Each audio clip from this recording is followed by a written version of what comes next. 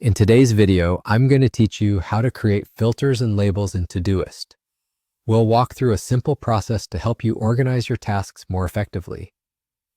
By the end, you'll know how to open Todoist, find the filters and labels area, create a custom filter with a clear query, and add a label you can reuse across projects. This is great for anyone who wants smarter views of their tasks and a quick way to group related work. Start by opening Todoist in your browser or desktop app and make sure you're signed in to the correct account. Give the app a moment to load your projects and tasks so everything is up to date. If you're working on the web, keeping a second tab open can help you reference anything you need as you build your filter and label. Next, look to the left sidebar and click Filters and Labels.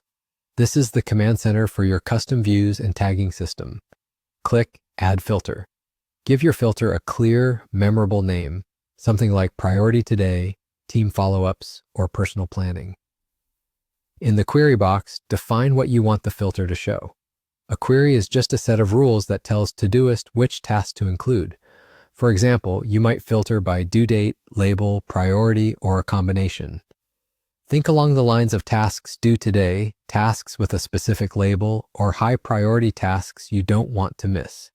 Keep the query focused so the results are useful at a glance. When you're happy, click Add to save the filter. You'll see it appear under Filters, ready to open anytime. Now let's add a label. Still in Filters and Labels, click Add Label. Choose a short, descriptive name you'll remember, such as Work, Errands, or Deep Focus. Labels help you tag tasks across different projects so they're easy to pull together later. Keep naming consistent and simple and avoid creating too many similar labels. When the name looks good, click Add to save it. That's it. Done. Your new filter and label will show up immediately in the Filters and Labels list. As you create tasks, you can apply your label by typing the @ symbol followed by the label name. Open your filter anytime to see a clean, targeted list that matches the rules you set. If results aren't what you expect, revisit the filter, refine the name or query, and save again. Small tweaks will help you get exactly the view you need.